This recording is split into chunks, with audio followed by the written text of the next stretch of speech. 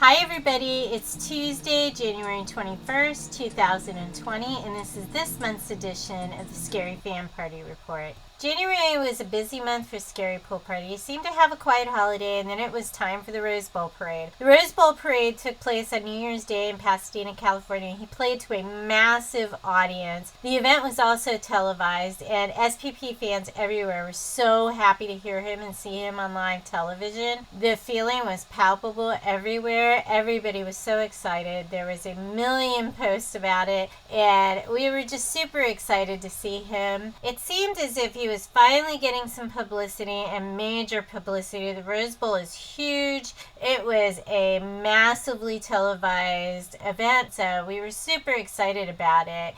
He also posted a lot in January. There was no shortage of deleted posts. However, the music has been a constant since December. He, in December, if you remember, posted on Instagram saying he was going to put his music back up and he wasn't going to delete it. He still deletes it, but it's his Instagram. I know that this upsets a few fans, and honestly, it's Instagram, and everybody records everything he does anyway, so I'm not sure why it's such a big deal that he deletes posts, because usually somebody gets it. So there was a little bit of everything, from goofy videos and serious pics to some crazy pictures using a filter on his new phone. He seemed to be having a lot of fun with it. He also seems pretty happy recently, so that was good to see. I would love to see him join TikTok, because I do think his brand of humor would fit well on there, and TikTok seems to take things a little less seriously than Instagram or Facebook does these days. So I don't know, hopefully he's looking into that. I'm sure that even the prospect of having to do another social media channel is a little bit overwhelming to him. However, I do think it would be a good fit both for the audience and for his sense of humor, which he definitely has a sense of humor, and I don't think that that can be ignored as part of his personality. I actually love his sense of humor. A few days into the month of January, it was announced that he would be appearing on the Jimmy Kimmel show, and that made the entire fandom erupt. Fans everywhere were elated by this news. I was as well. I was super looking forward to it. There was a lot of questions about what he would do. I was hoping for an alternative song and one of his mainstream songs. I realized that he has to do that. His label's probably big about that. And he did, in fact, do Millennial Love and Beneath the Skin. And Beneath the Skin was amazing. There was something different about the recording, and there seemed to be an extra layer of sound in there that wasn't previously there, which I loved. It absolutely pulled me in. It was my favorite performance out of the two.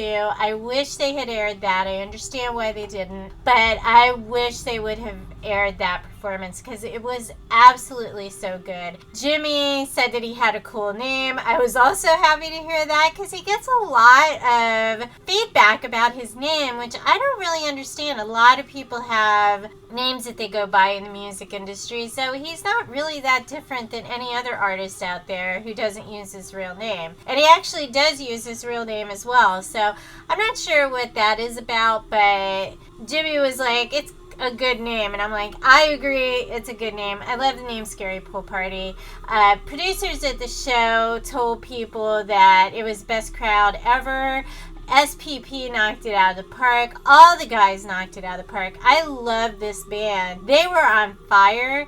It was so different, and I can't wait to see them perform together again. I feel like this band is absolute magic when they're together. I love everything they do regardless. I know a lot of fans showed up for the performance at Jimmy Kimmel and were kind of turned away. They were on standby. A lot of people didn't get tickets, but it was a low ticket count. It was very last minute, so a lot of the SPP stands in the groups got tickets, so that was nice that they got that, and we did get to see the performances on Jimmy Kimmel Live, so check those out. There'll be a card above so that you can go find those. Lots of fun and lots of music this month. He said in one of his Instagram stories that he was working on his album. In fact, he said the acoustic album was done and he really wanted it to be beautiful. And at another point, he talked about working with an orchestra. So I mean, the possibilities are limitless with this guy. The last album was a different type of album than most Idol fans were used to. This album, I think, is going to be different as well. I think it's going to be beautiful. He said he wanted it to be beautiful.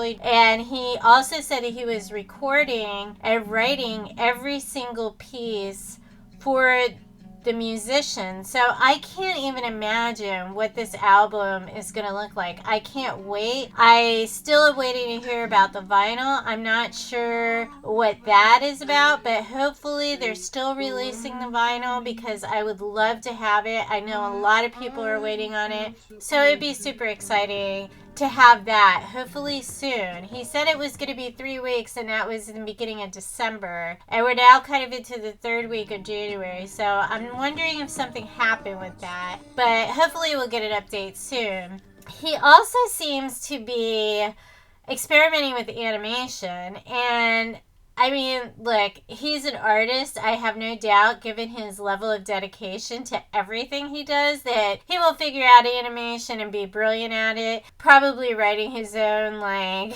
his own anime cartoons at some point, putting music to them. I wouldn't be shocked by that. He posted a picture of the cast of West Wing. Nobody's sure about that. There's a lot of speculation going on what he's doing, whether he's writing music for the show, whether he might be acting. He has done a couple videos where he's acted, and of course people are always like, yeah, you're amazing, you can do anything. I do honestly believe he can do anything. He definitely has a lot of, sticks in the fire right now. He is burning the candle at both ends. It seems like he got a break in December and now he is just off to the races. So I'm not surprised. He does seem to have a thing for all things art. So I love it. I really, really love it.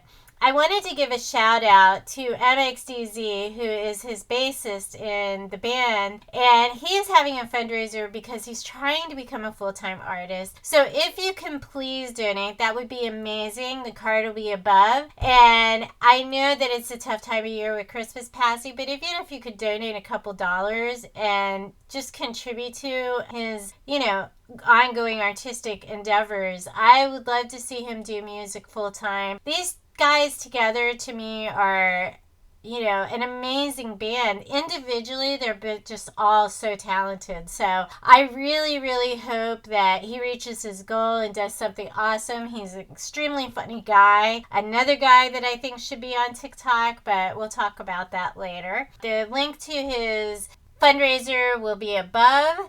And I just wanted to go over all the stuff that Scary Pool Party has going on because he has quite a bit already going into 2020. His spring schedule so far is as follows. On Thursday, January 23rd, he's playing the Wiltern in Los Angeles, California for the Homeward Bound concert. On Friday, February 14th and 15th, he is playing in Mexico with Dave Matthews, and that is super exciting. Also pretty expensive. I cannot afford to go to that one. Following that, he starts his tour in Europe, starting with Berlin, Germany on Thursday, March 12th. He then goes to Amsterdam, Netherlands on Sunday, March 15th. After that, he returns to Germany, to Cologne on Monday, March 16th. He follows that up with a concert in Brussels, Belgium on March 17th. He goes to Paris on March 19th. He goes to the UK, who I know is looking forward to seeing him so much. That is March 21st, also March 24th, March 25th, and March 26th. He has 4 dates in the United Kingdom, so that's going to be amazing. I'm so happy for everybody to get to see him there. On March 28th, he's playing in Dublin, Ireland. And then he returns to the States for the Hangout Festival on May 15th. Summer Camp is May 24th, and Bonnaroo is June 11th in Manchester, Tennessee. And that's what his kind of spring schedule is looking like. Still no word on Lollapalooza, which I hope to see, as well as Life is Beautiful and Austin City Limits. I really, really hope all of those shows have him back. I would love to see him at Lolla. If he goes this year, I will definitely be there. So I really hope he makes it back. His social media did pretty well this month. Instagram did go up after the Jimmy Kimmel show, but then went down again. He lost about 7,000 people this month, which was down from last month when he lost over 10,000. So I think that's good. Hopefully the trend is reversing. He does seem to be a little better on social than he has been in the past, so we'll look for more changes there. And Twitter was down about 168. Facebook was up. It was up 208 likes, and it was up 985 followers this month, so that's really good. YouTube was up 3,000 to 120,000 followers. The biggest gainer on YouTube this week was Out Loud, of course. Out Loud has reached over 1 million views now. We have Poison, which is right behind that at 724,000. Also, one of the biggest gainers this month, along with Broken Images, gained 10,344 views. So everything doing really well on YouTube. It is climbing at a good rate, so love to see that. Usually about 2,000. This month it was up about 3,000, so I like to see that. Exit Forum overall doing really, really well, with tonight gaining the most views with 27,000 views, followed by Diamonds. Diamonds still a player on YouTube, 16,000 views this month. Love that song. And then followed by Cholo Love with 15,000 views. On Spotify, we lost about 40,000 listeners this month. Not unusual. He usually hovers around the 138,000, 140,000 mark. He gained 2,581 followers, though. So even though he lost 40,000 listeners, he gained a lot of followers, which is good to see. Out Loud definitely ruled the day here with 232,000 listens on Spotify, followed by 10 Years, Fading Away, and Millennial Love in the top spots there. Spotify made its usual progress with about 100 followers this month. Everything's up pretty much normal. Out Loud had 5,000 listens on SoundCloud, so the album's doing pretty well there compared to all the other songs that are there. So I love the other songs there, such as 234, the really long number song. I love 6 Million. No Puedo Vivir Sin Ti is on there. So a lot of different types of music on SoundCloud, which I love, and also has, Black Cross and Exit Forum. So that for me is my channel. I have been listening to Spotify more, though, just to help the numbers out, but SoundCloud is always going to be my favorite, I think.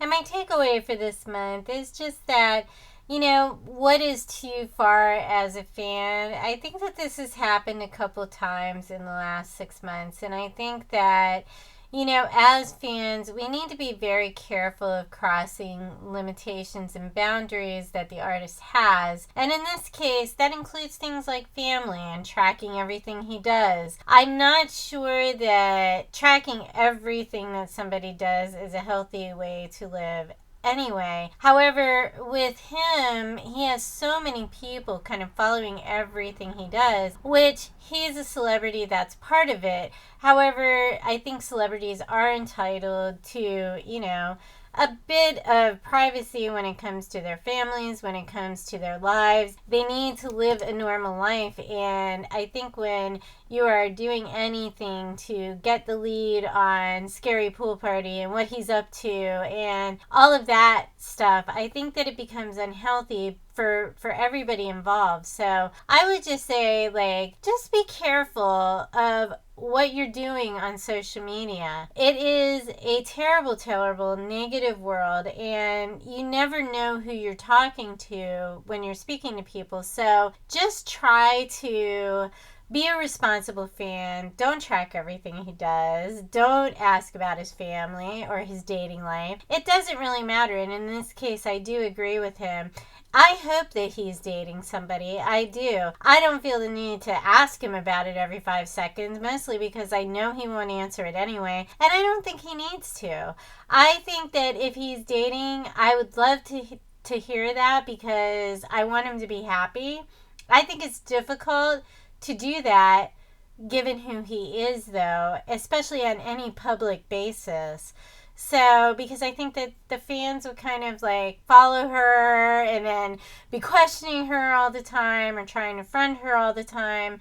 And look, he is a celebrity. There is a certain expectation that people are going to want to know what you think and what you're doing and where you are and all of this other information. But that doesn't mean it's right. So, my takeaway for this month is just to watch my level of fandom when it comes to following an artist, any artist, not just Scary Pool Party, but anybody that I think is extremely talented. There is a limit for me. And that's it for this edition of the Scary Fan Party Report. I will talk to you guys soon. Have a great January, and I will talk to you later. Bye!